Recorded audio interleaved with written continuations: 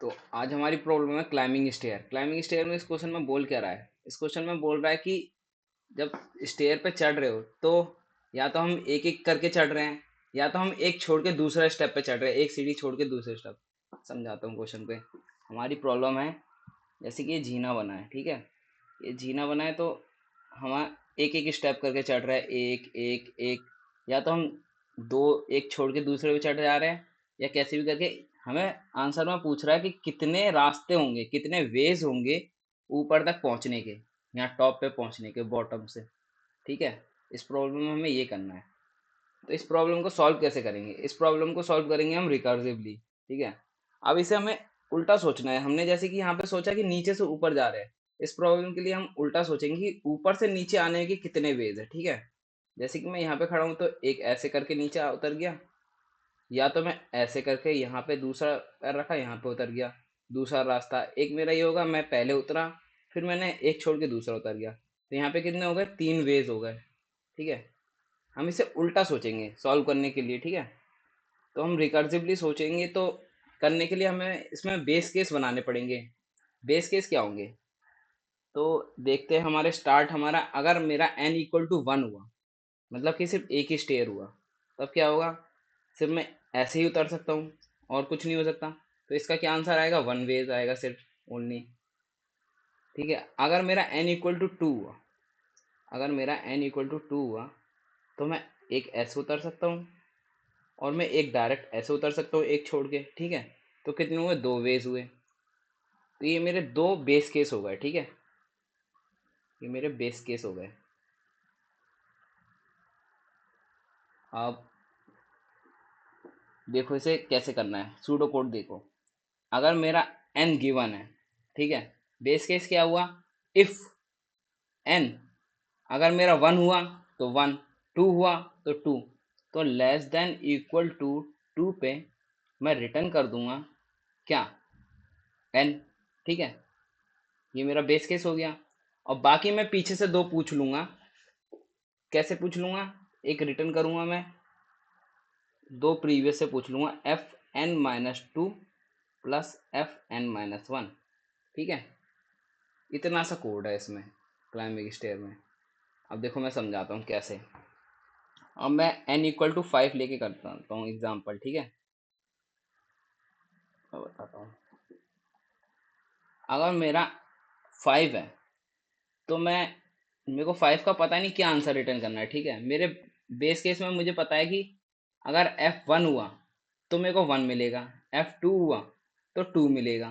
ठीक है। 5 पे क्या मिलेगा? तो 5 पे मैं पीछे दो जाऊंगा, इसके प्रीवियस 2 से पूछ लूंगा। प्रीवियस 2 क्या होंगे? एक होगा इसका 3, एक होगा इसका 4। ठीक है।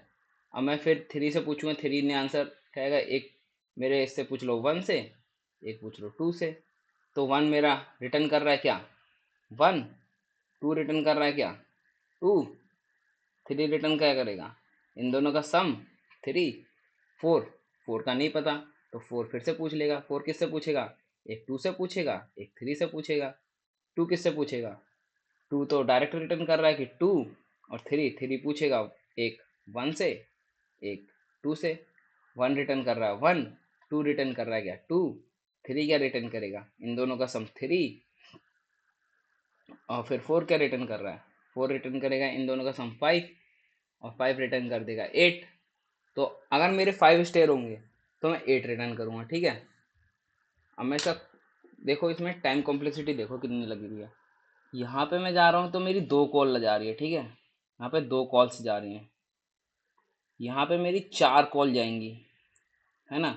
और यहाँ पे मेरी अप्रोक्सीमेटली 8 जाएंगी। यहाँ पे है नहीं लेकिन अप्रोक्सीमेटली 8 जाएगी। तो मेरी मैक्सिमम हाइट जो जाएगी, ये मैक्सिमम हाइट यहाँ तक जा रही है, तो मेरी मैक्सिमम हाइट पे कितनी कॉल जाएंगी? मैक्सिमम हाइट पे जाएगी मेरी 2 की पावर, जितना मुझे गिवन है, यहाँ पे 5 गिवन है, तो यहाँ पे 2 की पावर n कॉल्स जाएंगी। ठीक है। अप्रोक्सीमेटली ये। तो वर्स्ट केस में मेरी टाइम कॉम्प्लेक्सिटी होगी बिग ऑफ 2 की पावर n। और स्पेस कॉम्प्लेक्सिटी ऐसे निकलेगी, स्टैक कितना जा रहा है ये स्टैक। जब रिकर्जन स्टैक कैसा बनेगा? पहले यहाँ पे इस रिकर्जन में गया, फिर मैं इस रिकर्जन में गया, फिर मैं यहाँ से बाहर निकला तो यहाँ आया, फिर मैं इसमें गया रिकर्जन में, फिर बाहर आया, फिर बाहर आया, और फिर मैं ऐसे करके मेरी मैक्सिमम हाइट, जितनी मेरी मैक्सिमम हाइट आएगी, जितनी मेरी मैक्सिमम हाइट जाएगी उतना ही मेरा स्पेस कॉम्प्लेक्सिटी होगी, ठीक है। मैक्सिमम हाइट जाएगी जो, तो मेरी मैक्सिमम हाइट कितनी जाएगी, मैक्सिमम हाइट जाएगी मेरी n, स्पेस कॉम्प्लेक्सिटी क्या आएगी n, ठीक है। अब इसे हम कोड करके देखेंगे, कोड करके देखते हैं। इफ क्या बोला, 1 पे 1 और 2 पे 2, तो लेस देन इक्वल टू 2 पे क्या है, रिटर्न करना है मुझे n, 1 पे 1 2 पे 2, और बाकी मैं दो से प्रीवियस 2 से पूछ लूंगा। प्रीवियस 2 से कैसे पूछ लूंगा, climb stair f of n minus 2 और plus f of n minus 1, ठीक है। और इसे मैं रन कर लेता हूँ। अब ये सबमिट करके देखो इसे,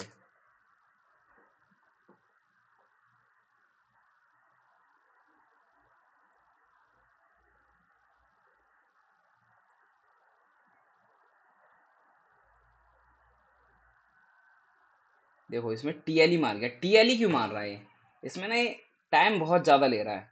इधर नीचे देखो कंस्ट्रेंट में क्या है,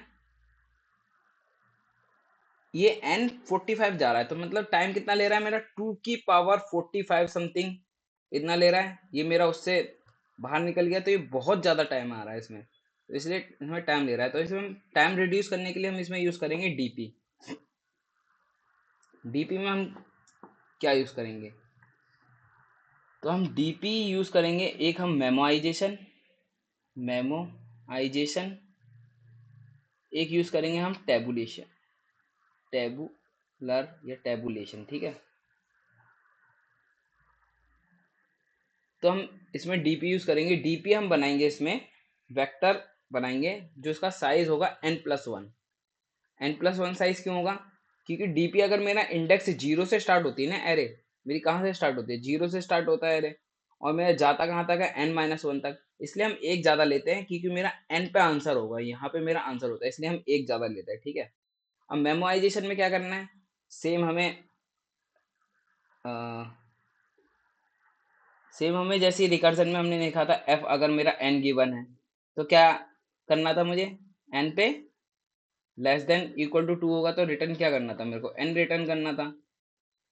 अब मैं पास कर रहा हूँ यहाँ पे डीपी भी पास कर रहा हूँ, ठीक है। यहाँ पे मैं डीपी भी पास कर रहा हूँ, डीपी जिसका सारे के सारे डीपी के जितने भी एलिमेंट होंगे n, सबके सब -1 से मैं इनिशियलाइज कर दूंगा, ठीक है। सबके सब अगर मैं -1 से इनिशियलाइज कर दूंगा, और मैं उसमें अगर मेरा -1 नहीं हुआ, तो मतलब मैंने उसमें कुछ ना कुछ डेटा डाला होगा, कुछ ना कुछ तो डेटा डाला होगा, इसलिए मेरा -1 नहीं है। तो मैं उस डेटा को इसलिए ही तो डाला होगा, तो मैं वहीं से मैं रिटर्न कर दूंगा डीपी ऑफ n, ठीक है। फिर मैं डीपी ऑफ n में इसको डाटा को स्टोर कर लूंगा। डाटा कैसे आएगा, सेम जैसे मैंने रिकर्जन में निकाला था, n-2 प्लस n-1, ठीक है। और मैं रिटर्न कर दूंगा फिर डीपी ऑफ n, जो मेरा लास्ट में आंसर आ गया, यहीं पे मेरा आंसर आ जाएगा। अब मैं इसके रिकर्सिव ट्री बना के दिखाता हूँ। एग्जाम्पल लेता हूँ मैं 6 का, ठीक है, n=6। तो उसमें हुआ क्या, देखना। अब मेरे पे एक, मैं फंक्शन 6 पे हूँ, ठीक है। मैं दो कॉल मारूंगा, एक तो मेरी 4 पे जाएगी, एक मेरी 5 पे जाएगी, ठीक है, दो कॉल। तो मेरा इधर भी डाटा -1 पड़ा होगा डीपी में, इधर भी मैं डीपी बना के दिखाता हूँ यहाँ पे। तो मेरा एक मैंने 6 लिया है ना, तो मेरा 0 इंडेक्स, 1 2 3 4 5 एंड 6, यहाँ पे मेरे को आंसर मिलेगा, ठीक है। अब हुआ क्या, अब मेरा सब में मेरा -1 पड़ा है, ठीक है, सब में मेरा -1 पड़ा है, मैंने इनिशियलाइज कर दिया। अब मेरा 4 पे भी मुझे डाटा नहीं मिला, तो 4 में रिकर्सिव कॉल जाएगा, फिर वो पूछेगा किससे, 2 से पूछेगा, और फिर वो पूछेगा किससे, 1 से, ओ 3 से पूछेगा, ठीक है। तो मेरा 2 क्या बोल रहा था, 2 से मैं कर रहा हूँ 2 रिटर्न, ठीक है। 2 से अगर मैं 2 रिटर्न करूँगा, तो मेरा आंसर यहाँ पे डीपी में 2 में क्या आ जाएगा, 2 पे आ जाएगा मेरा 2, ठीक है, 2 आ गया। अब मेरा यहाँ से मेरा 2 रिटर्न हो गया, और मेरे डीपी में भी 2 आ गया। अब मेरा 3 पे पहुंचा, 3 पे मेरा फिर -1 है पहले, लेकिन वो चेक करेगा वो वाली 1 है या 2, वो चेक करेगा। फिर यहाँ पे मेरा -1 दिखा, तो मैं फिर से 2 कॉल जाएगी। 2 कॉल कौन सी जाएगी? एक 1 की जाएगी, एक 2 की जाएगी। 1 पे क्या रिटर्न करेगा? 1 पे 1, तो मेरा यहाँ पे क्या आएगा? 1। ठीक है, ये मेरा ऐसे ही खाली रहेगा, इधर कुछ नहीं, यहाँ पे -1 ही रहेगा। और मेरा 2 पे क्या रिटर्न कर रहा है? 2 पे मैंने देखा 2 ही रिटर्न कर रहा है। फिर 3 पे क्या रिटर्न करेगा? 3 पे इन दोनों का सम क्या आएगा? इन दोनों का सम, इन दोनों का सम आएगा मेरा 3। फिर 4 पे रिटर्न क्या कर रहा है? 4 पे रिटर्न कर रहा है इन दोनों का सम 5, है ना? तो 3 पे मेरा क्या क्या स्टोर किया था? 3 पे मैंने 3 और 4 पे मैंने किया 5। ठीक है, अब 6 से फिर मैं 5 पे गया। 5 पे फिर से मेरी 2 कॉल जाएंगी। कौन सी 2 कॉल जाएगी? एक जाएगी 3 की, एक जाएगी 4 की। और 3 पे मेरा डाटा पड़ा है कितना? 3, तो यहाँ से मैं यहीं से डायरेक्ट रिटर्न कर दिया। 4 पे मेरा डाटा पड़ा है कितना? 5, तो 5 रिटर्न कर गया। 5 प्लस 3 कितना हुआ? 8। और फिर 8 प्लस 3 कितना हुआ? 13, तो यहाँ पे आ गया 13 रिटर्न कर गया।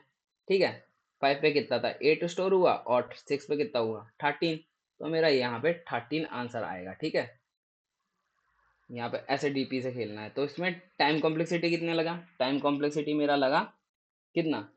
टाइम कॉम्प्लेक्सिटी मेरा, मैं यहीं से वापस लौट जा रहा हूँ, तो मेरा इसमें big of n time complexity लगा। और स्पेस कितना यूज हुआ? स्पेस मैंने डीपी बनाया एन साइज का, तो मेरा ये एन, बिग ऑफ एन, तो मेरा स्पेस ऑन टाइम ये लगेगा। ठीक है, अब इसे कोड करके दिखाता हूँ।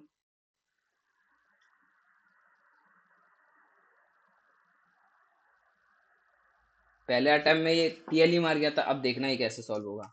If n less than equal to क्या था? 2 पे क्या रिटर्न करना है? Return n. ठीक है, पहले डीपी बनाना था, सॉरी, पहले डीपी बना लेते हैं। वेक्टर कितना साइज का डीपी बनाना है? डीपी बनाना है हमें एन साइज का। ठीक है, और इनिशलाइज किसके करने देना है? -1 से। सब में डेटा -1 डाल देना है। ठीक है, फिर हमें एक कॉल मार देनी है, डीपी रेफरेंस बाय रेफरेंस भेज देना इसे। एक फंक्शन बना लिया हमने, इंट एफ, इंट एन, और ये मैंने रेफरेंस बाय रेफरेंस, मेरा डीपी चला गया। ठीक है, अब मेरा क्या था? इफ एन लेस देन 2 हुआ तो क्या रिटर्न करना है मुझे? रिटर्न एन रिटर्न कर देना। अगर मेरा डीपी में कुछ ना कुछ डाटा पड़ा है, मतलब कि मैंने कुछ चेंज किया होगा, उसमें चेंज किया होगा, तो क्या आएगा? कुछ ना कुछ मैंने डाला होगा, -1 नहीं है तो उसे ही रिटर्न कर दो। मैंने इसलिए ही तो उसमें डाला था डाटा। ठीक है, फिर हमने डाटा को कैसे डालना है वो नीचे लिखा।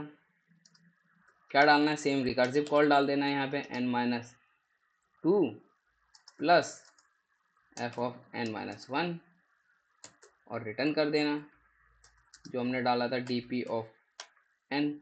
ठीक है, ये रन।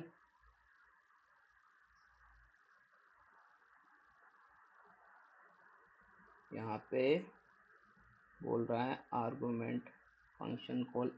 अच्छा, मैंने डीपी पास नहीं किया, देखा? कह रहा ये वाला फंक्शन कॉल है ही नहीं, क्योंकि मैंने इसमें डीपी पास नहीं किया।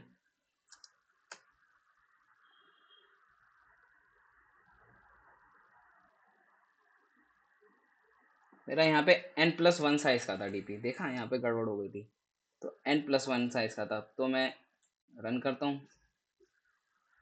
क्योंकि मेरे को डाटा तो n पे रिटर्न करना है ना। अब सबमिट,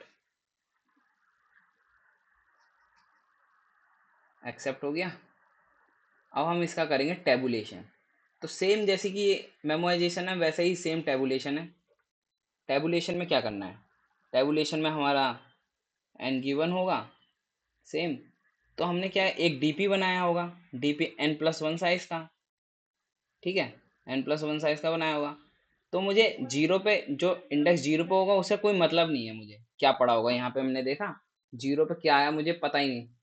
तो मैं 1 पे मेरा 1 होगा, और 2 पे 2 होगा। तो मैं दो को रख लेता हूँ। एक डीपी ऑफ 1 पे क्या मेरा 1, डीपी ऑफ 2 पे क्या है 2। तो बाकी मेरा स्टार्ट कहाँ से होगा? फिर मेरा 1 पे हो गया, 2 हो गया, तो मैं 3 से स्टार्ट करता हूँ। तो फॉर लूप आइट्रेट करूँगा मैं 3 से, और मैं कहाँ तक जाऊँगा? मैं n तक जाऊँगा, क्योंकि मेरा n में डाटा पड़ा हुआ। तो डीपी ऑफ आई, दो कॉल मारी थी तो मैं डीपी में लिख दूंगा उसे i-2 plus DP of i-1, ठीक है। और फिर मैं रिटर्न कर दूंगा, रिटर्न क्या कर दूंगा, डीपी ऑफ n, यहाँ पे मेरा डाटा पड़ा होगा, ठीक है। तो मेरा इसमें टाइम कॉम्प्लेक्सिटी कितनी लगी, सेम टाइम कॉम्प्लेक्सिटी मेरी, टाइम कॉम्प्लेक्सिटी भी मेरी इसमें n होगी, बिग ऑफ m, और स्पेस कॉम्प्लेक्सिटी मैंने डीपी लिया है, वेक्टर बनाया है n साइज का, तो ये भी n होगी, ठीक है। अब इसे कोड करके देखो, तो ये हटाया, ठीक है। अब देखो फिर से पहले वाली मत कर देना, इसमें डीपी कितना बनाना है, n+1 साइज का, n+1 साइज का, ठीक है। और इसमें इस बार इनिशलाइज करने की कोई जरूरत नहीं, क्योंकि मैं स्टार्ट करूंगा 1, मैं डाटा डाल दूंगा क्या 1, और डीपी ऑफ 2 में डाटा क्या डाल दूंगा 2, ठीक है। और फिर मैं स्टार्ट कहाँ से करूँगा, मैं आइट्रेट करूँगा i=3 से लेकर i<n तक, ठीक है। और मैं चला जाऊँगा, फिर dp ऑफ i सेम, जैसे हम रिकर्सिव कॉल मार रहे थे, इसमें हम पीछे से पूछ रहे हैं i-2, क्योंकि मैं डाटा स्टोर करता जा रहा हूँ, dp ऑफ i-1, ठीक है।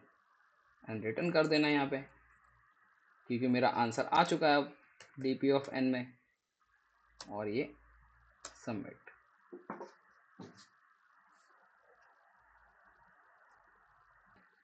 मैं n=1 दूंगा तो फिर मेरा 2 साइज का डीपी बनेगा, जिसमें 0 और 1 ये मेरा एक यहाँ पे गड़बड़ देगा, ठीक है।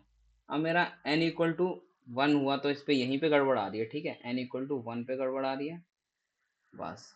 तो 1 पे क्या, डायरेक्ट एक कंडीशन डाल दो, इफ n=1 पे क्या रिटर्न करना है 1, ठीक है। अब चल जाएगा,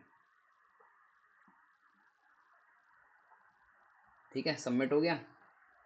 अब यहाँ पे हमने क्या किया, हमने किया है इसमें स्पेस टाइम इतना ऑप्टिमाइज किया, अब हम इसमें स्पेस भी ऑप्टिमाइज करेंगे, ठीक है। स्पेस अब मैं क्या इसे बिग ऑफ 1 पे ला सकता हूँ, इस स्पेस को, हाँ भैया बिल्कुल ला सकते हो। कैसे ला सकते हैं, अगर मैं इसे प्रीवियस 1 ले लूँ, इसे मैं प्रीवियस 2 ले लूँ, ठीक है, तो मैं यहाँ पे कुछ करंट कुछ कुछ करके कर सकता हूँ।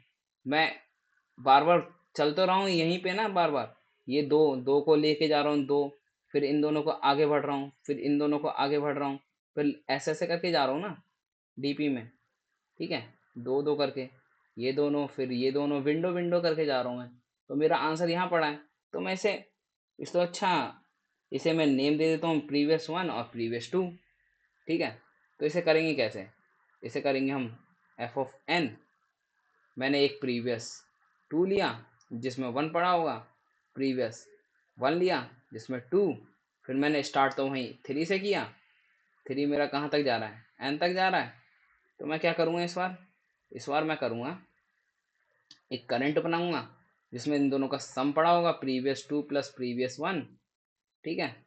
अब फिर मैं क्या करूँगा, फिर मैं अपडेट करूँगा, यहाँ पे मेरा प्रीवियस 1 पड़ा है, यहाँ पे मेरा प्रीवियस 2 पड़ा है, फिर मेरे को करंट यहाँ पे बनाना है, तो मैं सबसे पहले प्रीवियस 1 को अपडेट करूँगा, प्रीवियस 1 इक्वल टू क्या होगा प्रीवियस 2, ठीक है। फिर मैं प्रीवियस 2 को अपडेट करूँगा, प्रीवियस 2 क्या होगा मेरा करंट, ठीक है। उल्टा लिख दिया क्या मैंने, हाँ, ये मेरा प्रीवियस 2 है, ये मेरा प्रीवियस 1 है, तो मेरे को प्रीवियस 2 को अपडेट करना है प्रीवियस 1 में, और प्रीवियस 1 को अपडेट करना है करंट में, ठीक है। रिटर्न क्या कर देना है प्रीवियस 1, ठीक है। अब मैं इसे कोड करके दिखाता हूँ, मैंने क्या किया था सेम, हमें इसकी ज़रूरत नहीं है, ठीक है। मैंने क्या बोला, एक मैंने ले लूँगा इंट इक्वल टू प्रीवियस 2 इसे, और इसे क्या ले लूँगा प्रीवियस 1, और मैंने क्या बोला था कि इसे अपडेट करना है, एक मैं करंट में स्टोर कर लूँगा, इसे करंट में स्टोर करके इन दोनों का सम ले लूँगा, एक ले लूँगा प्रीवियस 1 प्लस प्रीवियस 2, ठीक है।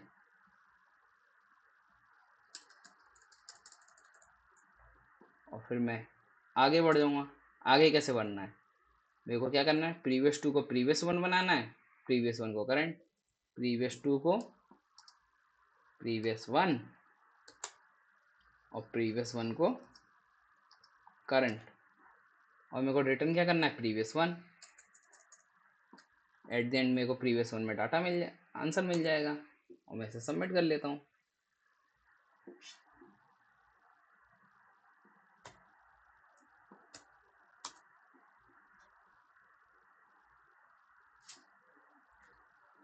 ठीक है, थैंक यू फॉर वॉचिंग।